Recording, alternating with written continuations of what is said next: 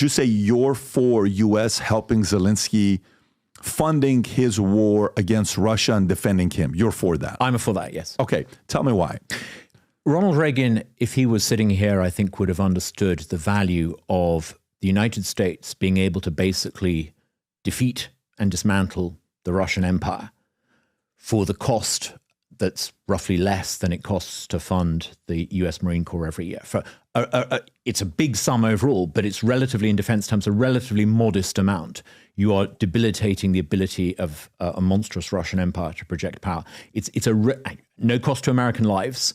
You are dealing with a huge geopolitical enemy at relatively low cost. I think if you had said to Ronald Reagan in the 1980s, for that amount of money, you can basically take out the Soviet system as a threat, he would have said that was a bargain. I think it is a good thing.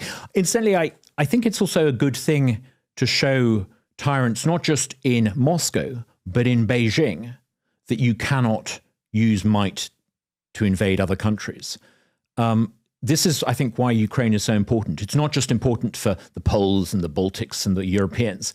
If Putin was allowed to get away with invading Ukraine, what's to stop China, which has land disputes with most of its neighbors? What's to stop China taking Taiwan? What's to stop Turkey trying to recreate the Ottoman Empire? There are all sorts of reasons why I think it's in all of our interests that Ukraine is allowed to remain a sovereign free country. Okay, so fine. And you know, a person who's reasonable may sit there and say, okay, Douglas, you're making your argument for that. However, if we are giving the money to Ukraine and we're raising all this money to him and he's coming in, a lot of reports are coming in that he's taking money off the table and a lot of his generals are making money. Let's say some of it is true. A lot of money has been missing. Sure. So you don't know who's getting the money, who's not getting the money. And there's people that say it's very dirty on what's going on over there. But let's set that aside. Let's just say he's been very honorable, right? And we keep pushing, and some people are saying let's accelerate the process of getting Ukraine to be part of a, you know, NATO and making them a member. But no, you're shaking your head. That happened last year, July. I don't want Ukraine in NATO for a very simple reason. If a country's in NATO, it means that if they're invaded, would I be willing to send my countrymen to go and die for it? And I think I probably would for Poland. There's history there. I think I would for France and Germany. I certainly would for America. I would be willing to commit to having British people die in their tens of thousands in defense of those countries.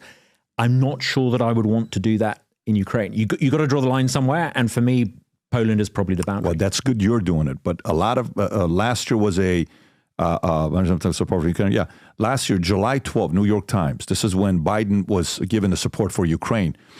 A lot of people were talking about accelerating the process of them joining NATO. Right now, this is not your position. You're not saying that. But they're flirting with that. And then Putin is being asked this question. I think it's yesterday or a couple of days ago. Rob, if you can play this clip. This is Putin. Go for it. В последние дни мы видим и слышим, как на очень высоком уровне Великобритании и США муссируется тема о том, что киевский режим сможет наносить удары вглубь территории России западными вооружениями большой дальности. И, судя по всему, это решение либо вот-вот будет принято, либо, судя по всему, вообще уже принято. И эта вещь, конечно, экстраординарная. Хотелось попросить прокомментировать то, что происходит. Происходит попытка подмены понятий.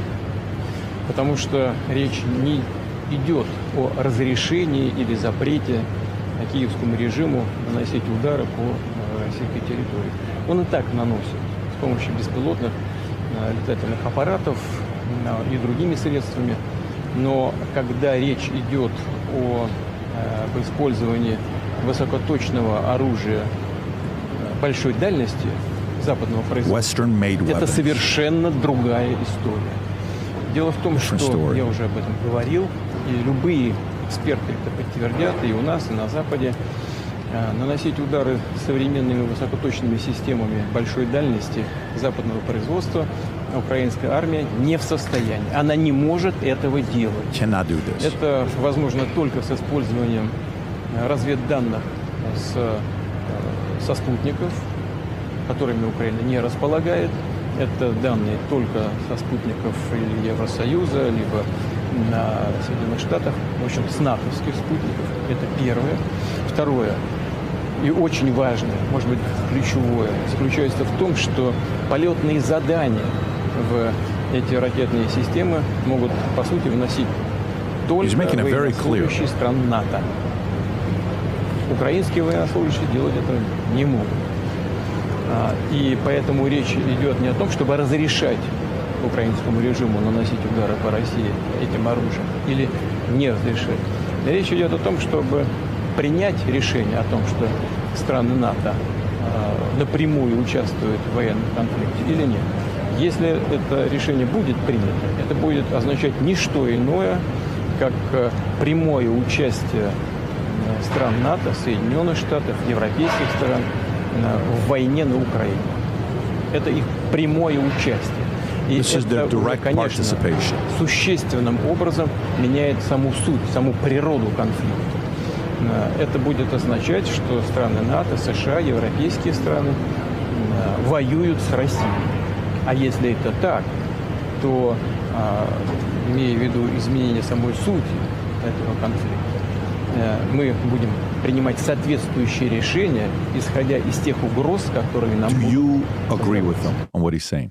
I don't agree or disagree. I think if, going back to the movie Reagan, watching it, what was clear to me is that Reagan and Thatcher knew when to do a deal, when to be strong, and when to concede. Mm-hmm. I wonder if wise heads of the Thatcher-Reagan mold might say, don't push this guy too far. He's sitting on a massive nuclear arsenal. Don't humiliate. I agree. I would be uncomfortable about the United Kingdom doing something that went beyond supporting the Ukrainians defending themselves. If that becomes an offensive campaign, I think it opens up a potential can of worms you don't want to go near. But you categorically, so maybe for the audience, this is how I interpreted what he said. If they attack us with weapons they have, go for it. It's a war between us. But if you attack us with weapons made by the West, that's been given to you, you use that, that's officially U.S., fighting us. And if that happens, that's World War, that you're flirting with. So that is the part where if you're for supporting Ukraine, given the money that you said it's almost the equivalent of Marines' annual budget, which is roughly $52 billion. I think they've given it so far, I don't know what the number is, but money that's been out there, $200 billion total. But I think of it, I don't know what the number is, $53.5 billion or some number like that you'll find. You're saying it's worth us giving them money, even if it's some weapons from here to prevent Russia from doing what it's doing. Your position is that. I support Ukraine, and I think it's good that America and Britain and the West are supporting Ukraine. Including giving them weapons? Giving them weapons, but this mustn't become a proxy attack on Russia. What are the ways it's a defense? Well, there's a difference between defending Ukraine's territorial integrity and attacking Russia. There were drone attacks on Moscow. That should make us all feel very uncomfortable. Okay, so you're not fully there. You're not for flirting with a possible world war, but we are flirting. I think maybe a good model might have been the former Yugoslavia. You got to be careful. Are you in favor of Croatia becoming independent, or are you out to demonize and humiliate Serbia? Now, Serbia didn't have nuclear weapons.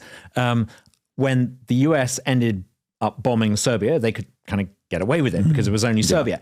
You've got to be very careful you don't end up in a situation where you get a direct conflict between Russia and America. And, some of the greatest champions of freedom and liberty and America and the West, Thatcher and Reagan, understood that there is sometimes a time when you have to compromise with people you don't want to compromise with. Now, I'm not saying we should do that, but I'm saying that you don't want to escalate this.